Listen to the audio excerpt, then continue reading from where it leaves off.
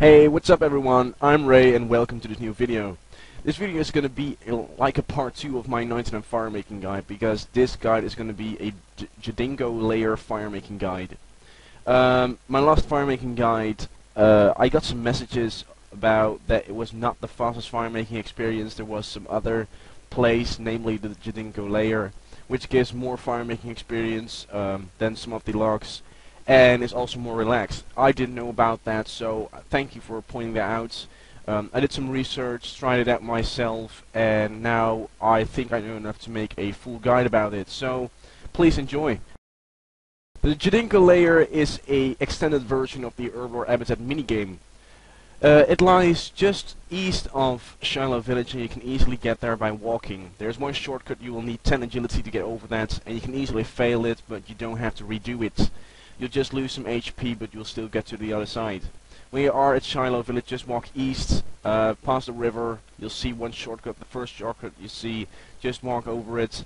Then a little bit more east, and you'll see some guy standing next to a hole. You first need to talk to the guy. There is a chat option. You can ask for the long story and a short story.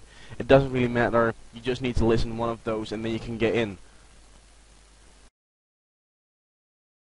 Then once you enter the lair, you'll be at the mutated Jadinko babies, and this is the only place where we're gonna start firemaking.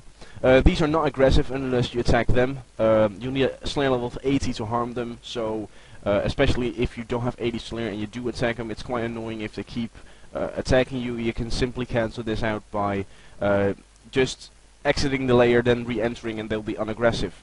So this is the only place where we are going to start firemaking. You don't need to go anywhere else. I also recommend you don't, because it might be dangerous, and if you misclick, you know, you're pretty much dead. So please stay in this area to be the safest, to make it the safest. Now that you know how to get there, it might be useful to know the requirements to actually do this method. You need 83 woodcutting, 83 firemaking. You might need 80 Slayer just for when you attack those Jadinko babies. You can easily kill them, so you get rid of them easily. If you don't have 80 Slayer, that is fine with me. You can just, as I said, just get out of that layer, then re-entering, and they'll be unaggressive. But it's far more useful to just have 80 Slayer, so you can kill them real quickly. You need Shiloh Village quest to actually go here, and you must have at least talked to Papa Mambo, which is at the Herbivore Habitat minigame, at least once to actually be able to enter this cave. So if you've done all this, or if you have all these skills, you should be able to do this method. Now for the gear and inventory setup, it's not that hard. As long as you have a tinderbox and a hatchet with you, you should be fine. I recommend equipping the hatchet so you have at least one more inventory space, and will speed up your experience rate per hour. But if you can't wear it, it's not necessary. So make sure you have those two, and you should be fine. If you want to, you can also get a teleport out, but I do recommend a glory or a ring of dueling or something, so you don't waste any inventory spaces with runes or teletabs.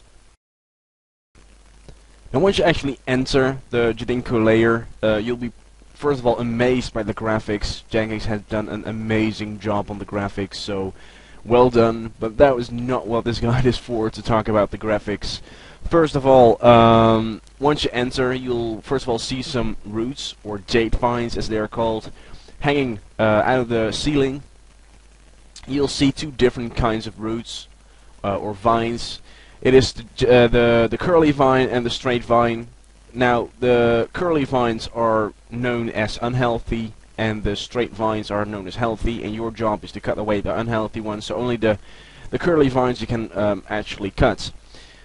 Now, as you can see, my character doing is it cuts the jade vines 2 times, since first of all you need to cut away the shell, which is like a protection root or something, and then you can actually get the roots. So once you actually did that, once you actually cut away the shell, no one else can cut it anymore. So it's all yours, and you can just cut it, and you can obtain some roots. Now, for every vine you cut, you'll get 4 roots in your inventory, as you can see me doing. That's why, well, first of all, you can't even get every root in your inventory, since 4, and you have 1 place gone, so you'll either end up with 1 space empty, or you need to drop some.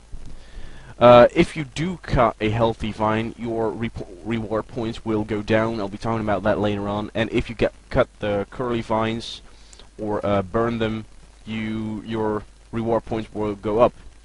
Now if you accidentally attack one of the Jadinkos, that's okay. As I said before, you can just run out and run back in and they'll be unaggressive, but it is of course more useful if you have 80 Slayer. You can just kill them real quickly, so you won't have to deal with them at all. Now once you actually got a full inventory, you can walk south. South of there will be a pit. If the pit is not lit yet, you can do this with your tinderbox. Once it is lit, you can use your curly roots on them, and you can select click all, or like burn all, and it will actually burn all of them. This is actually the only method I know of that is AFK firemaking training. Otherwise you have to click on every log and burn them in a row, which is really retarded, but oh well, this is one of the in my opinion more useful or more I don't know, entertaining ways of training your firemaking, but oh well. Also, when cutting the roots, you will actually get some firemaking experience or some woodcutting experience, which is 81 per root. So if you don't have 99 yet, this is actually a way to train your woodcutting as well if you're training your firemaking. Even though you're getting 4 roots per 1 jade vine, it will actually count per jade vine, so not per root. Otherwise you get 4 times 81 experience instead of just the 1 time. But oh well. And if you burn them, you'll get 369 I believe experience per burn, so it can work out to some amazing experiences. Now you can also get some rewards for actually cutting those roots, and as I said, if you do the unhealthy one, you get some reward points and also the most experience, so I do recommend those ones. As you can see on screen, there is a maximum of reward points you can get, namely 2,000, so yes, there is a cap, but you can just trade them in and then go back to training your firemaking. Of course, you can still train your firemaking, even though your limit is at 2,000. You can still train your firemaking behind that. You will just don't get any more of your reward points. Now you can actually trade them in at the offering stone in the Jadinko's Queen Chamber. You have 3 kinds of mixes: the random, the fruits only, and the seeds and teleport bags.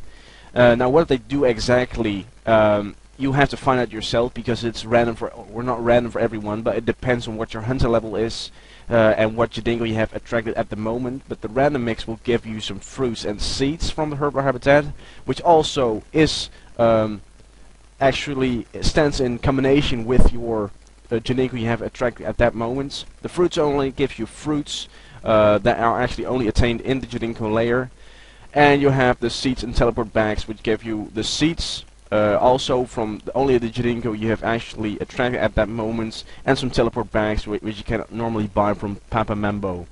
So these rewards are quite useful if you do a lot in the herbal habitat, if you are quite familiar with those. If you are not quite familiar with those, you can just train your firemaking and you don't even have to deal with them.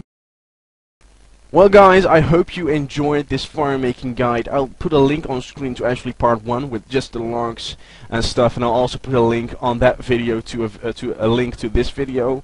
So I hope you guys enjoyed. This was kind of a hard guide for me to make, since it is something I'm quite new of, and I actually spent 2 days actually finding out what this place is and how to maximize your experience. Now please comment, rate and subscribe, watch for further videos, and goodbye.